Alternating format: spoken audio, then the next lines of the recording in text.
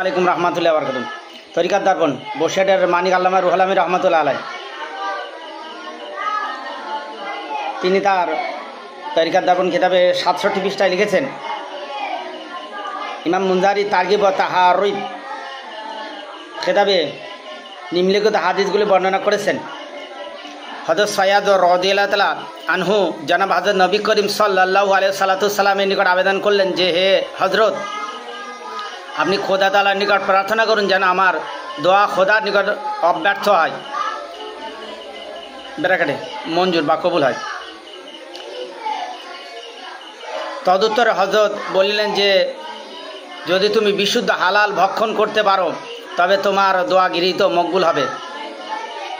খোদা তাআলার শপথ, যে ব্যক্তি এক মুঠো হারাম খাদ্য ভক্ষণ করে তা 40 দিবস সৎকার্য গ্রহণীয় মঞ্জুর হইবে না। যার মাংস হারাম ভক্ষণে বর্জিত হয় সে দোজখের উপযুক্ত। হযরত বলিয়াছেন, যে ব্যক্তি 10 টাকার একখানা বস্ত্র ক্রয় করে কিন্তু আর 1 টাকাও হারাম, সেই বস্ত্র পরিধান করত যত দিবস নামাজ পড়িবে তত দিবস উক্ত নামাজ গ্রহণীয় কবুল হইবে না। তিনি আরও বলেছেন, যে ব্যক্তি কোনো অপহৃত বস্তু সংবাদ অবগত হওয়ার সত্ত্বেও উক্ত বস্ত্র ক্রয় করে সে ব্যক্তি চোরের তুল্য গুনাহগার। অর্থাৎ সামালদার যারা, তারা চোরের তুল্য গুনাহগার। হযরত সাল্লাল্লাহু আলাইহি বলেছেন, হালাল প্রকাশ্য হারামও প্রকাশ্য, এত দুবাইয়ের মধ্যে কতগুলো সন্দেহজনক বিষয় আছে। অধিকাংশ লোক তৎসম্বন্ধে অবস্থা সম্পর্কে অবগত নহেন।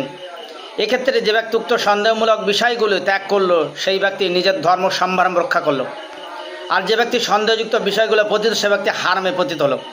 মনুষ্য যতক্ষণ সন্দেহমূলক হারাম বা মাকরুহ বিষয়ে পতিত হওয়ার আশঙ্কায় কতক সন্দেহ শূন্য মুবাহ বিষয় ত্যাগ না করে ততক্ষণ পরেজগারে শ্রেণীমুক্ত হতে পারে না। তিনি আরও বলেছেন, যে বিষয়ে তোমাদের মনে শান্তি হয় তাই সত্য, আর যা সন্দেহ হয় তাই অসত্য। যদিও